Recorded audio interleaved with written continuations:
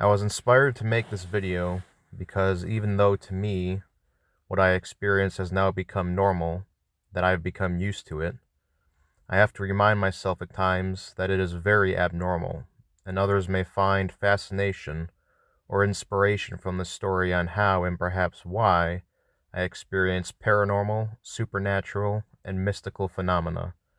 And because of such, I gave myself the title of Mystic.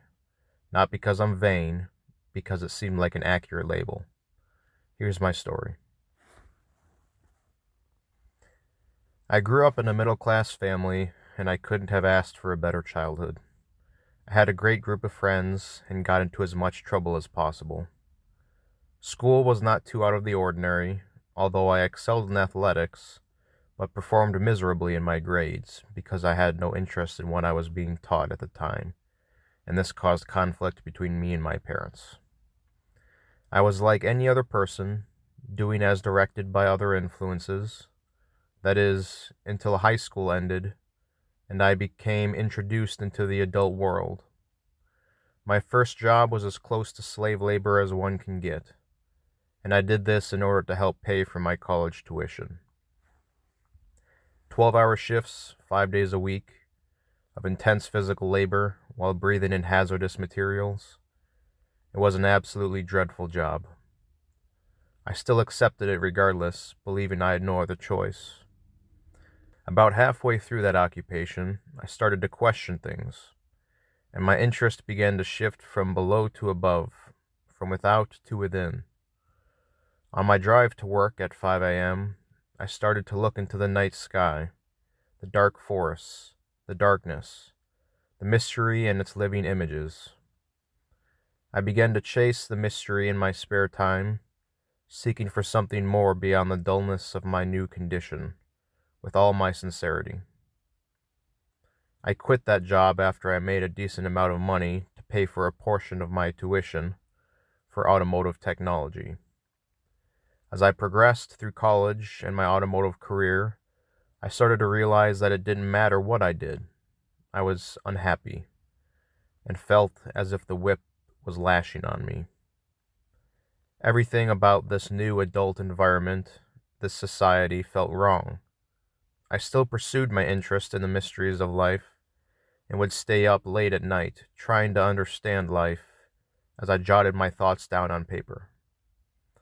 There came a time around 2013 when I couldn't take it anymore. I was depressed, hating what I was doing, feeling there was no escape from my condition. I began to express great anger towards society and what has become of humanity. How we treat life, how we have no sensitivity towards nature and pollute and destroy it without guilt. How we have been reduced to sitting in our cars, getting clogged up in traffic jams to and from work, honking and getting mad at each other as we try to get from one place to the next. How there is no sense of community. How we work our whole lives just to give it away. That there is no sense of meaning or value to anything that we do. That mankind is on a cultural assembly line, being stamped and packaged and not much different than the rest. That money only creates inequality. Something was very wrong about this way of life, and I wanted something more than this.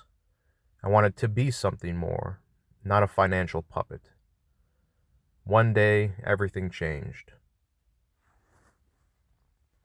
One day, as I got home from work around 3 p.m., feeling exhausted, completely lost, and in tears because I hated what I did and couldn't find any escape, I laid down in bed, propped up on my pillows, and drifted off to sleep.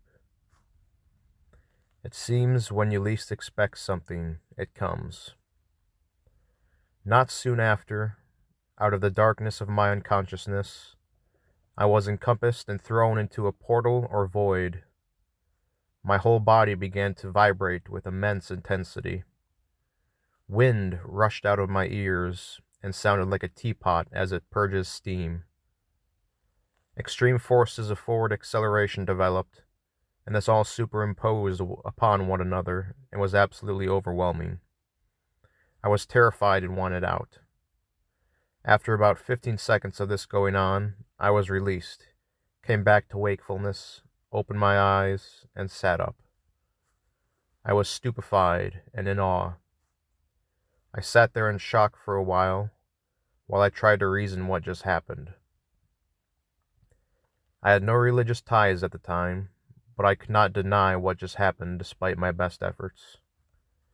I began to accept the unshakable proof that there was something more to this life than meets the eye, that there is something going on behind the curtains of life, that there even is a behind the scenes, something hidden yet there. It was my first mystical experience, and to this day, one of the most powerful as far as sensations go. And there was much more to follow. After my acceptance of what just happened, I got extremely excited and rushed downstairs to tell my mom, who only met my words with utter confusion and concern. This type of response was only the beginning of what I would be met with as I tried to tell others of my incredible discoveries and experiences as they came.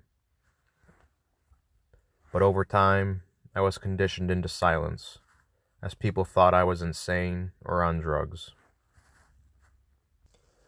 From that day of the first experience and forever from, I began to experience spontaneous altered states of consciousness.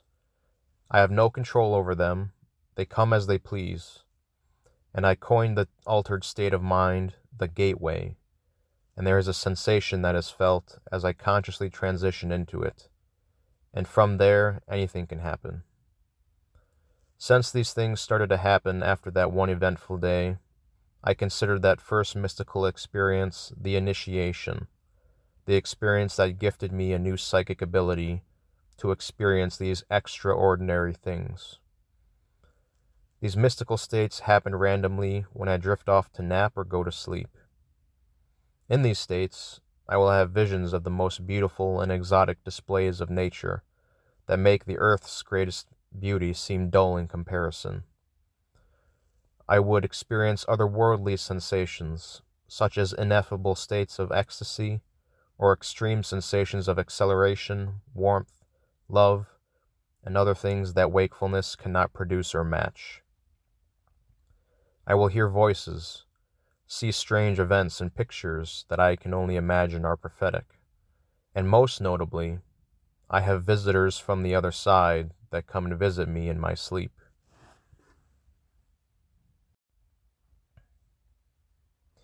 But it has been both a gift and a curse, as not all experiences from the other side are pleasing or enjoyable.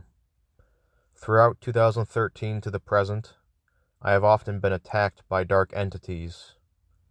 The more common ones I encountered are black flickering shadows. When I would have the intuition to investigate and open my eyes when locked in an altered state while something is happening to me, I would see these entities in my room. They weren't actually in my room physically, but while I was in a hybrid state, I could see the other side as well as the normal reality we are used to.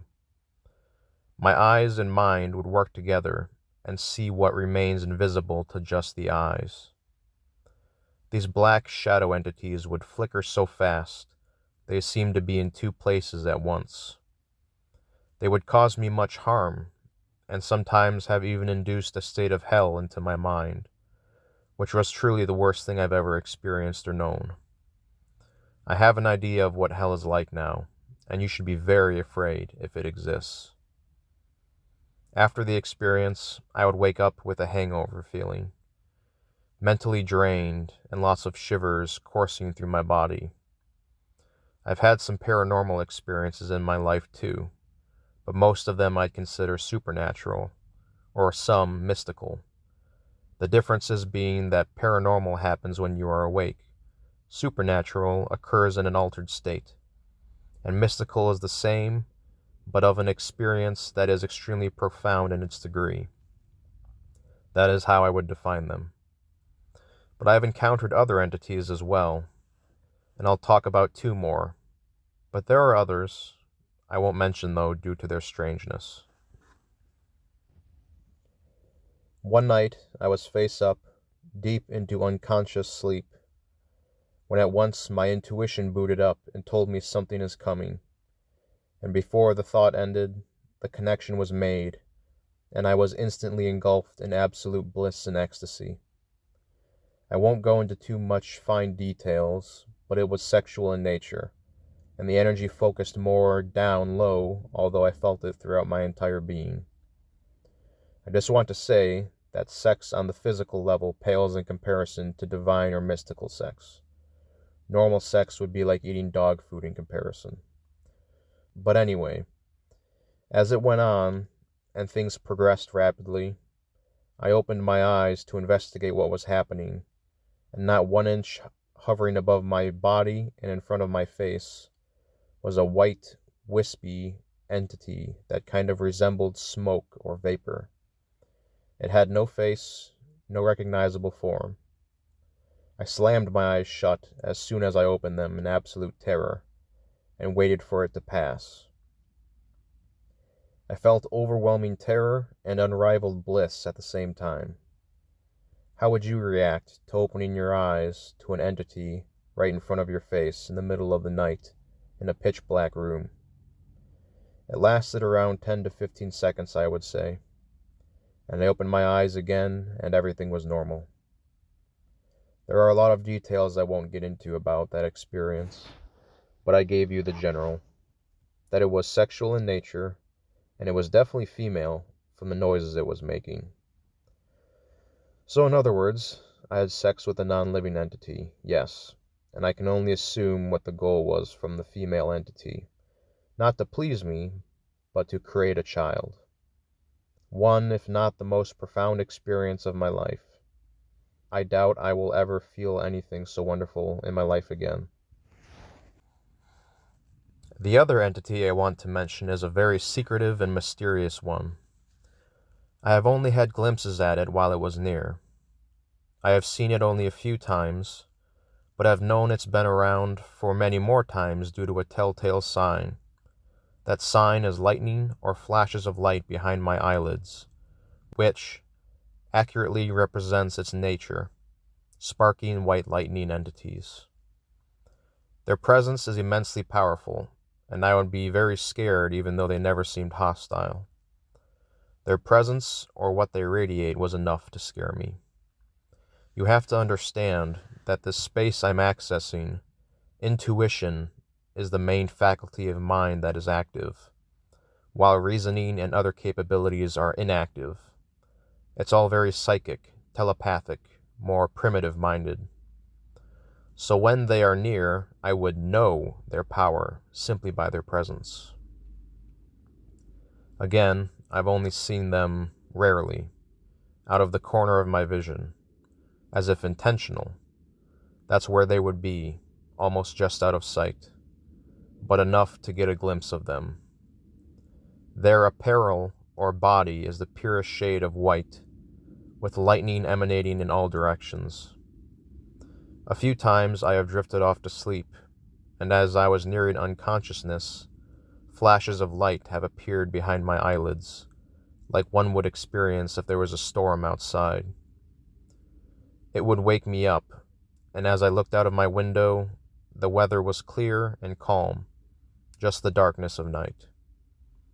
I knew then that that entity was around at that time. Because of how powerful their presence was, and just what my intuition interpreted from them, the first thing that came to mind was that they were angels, just because of how powerful they felt. But who can say for sure? I document all experiences and have them all saved digitally, and probably have 1,000 or more, and there is great diversity to them which I have not covered or told you of. There are simply too many, but I'll explain some other experiences that I have had more than once.